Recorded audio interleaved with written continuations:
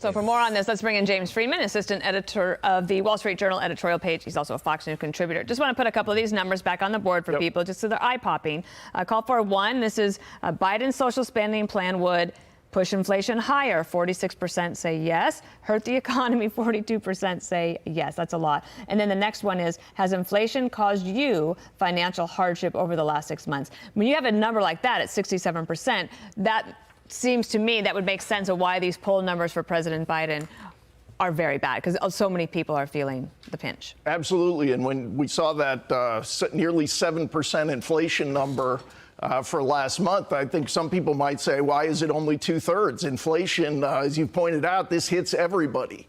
You feel it in everything you buy. You notice it at the gas pump, the grocery store, et cetera. So that question on is the spending spree in Washington fueling inflation, this is the Joe Manchin argument, and I don't see how you can rebut it, because we are in this period, COVID and then post-COVID, of enormous federal spending, much of it funded by debt, and much of that debt bought by the Federal Reserve with money they create. So it is an inflation driver. It also juices the demand in the economy while the supply is depressed.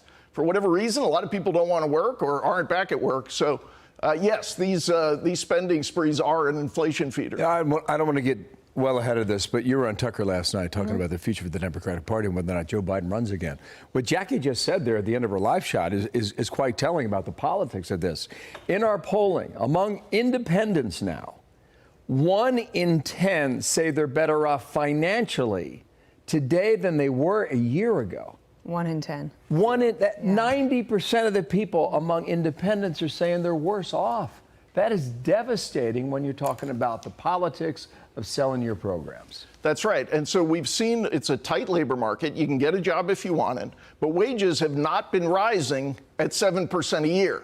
So that's why people have jobs. They may be getting paid more, but what's really going up is the price of things they buy. And that's where you see it in the polling. There's also, in the Fox poll, across the polls, there's not a lot of optimism going forward. Even people who feel like they themselves are doing well are not confident. And that's part of really the awful impact that inflation has. It makes everybody question everything. It's really, our currency is a bedrock of society. And when you can't depend on that, it makes everybody worried and anxious beyond the direct tax of having to pay more.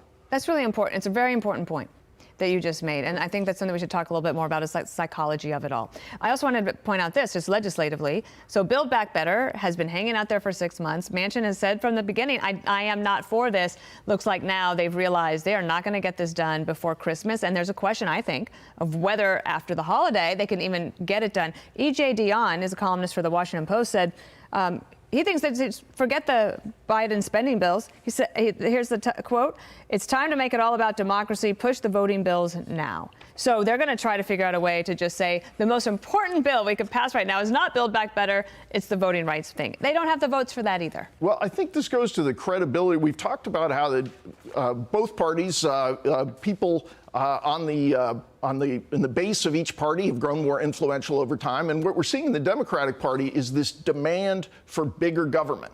So, OK, we can't get the big spending bill. Let's go with the plan to federalize election law and have the federal government take over jobs that the states have been doing. I think a old-fashioned Chuck Schumer, maybe some years ago, he would have seen that big inflation number. He would have said, Joe Manchin, you were exactly right. We got to scale this thing back.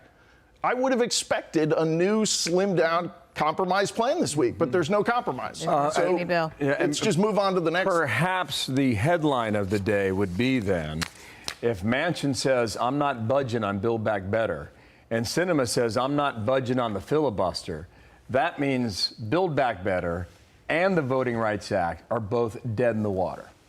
That's 0 for 2, James. Well, I know the White House may look at that as a horrible scenario politically, but it actually would be good for Joe Biden. Right. Because the table was set for him to have a wonderful, roaring economy.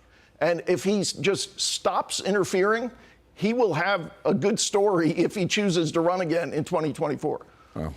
There's the good news for the White House right there. And the good news is it's all in your benefit. Yeah. Nice Thanks, to see you in James. person. Hi, everyone. I'm Brian Kilmeade. I want you to do me a favor. I want you to click to subscribe to the Fox News YouTube page. This is the only way that I know for sure that you're not going to miss any great commentary, any great news bites, any great interviews coming your way on Fox. You can get it all here on YouTube. So subscribe right now.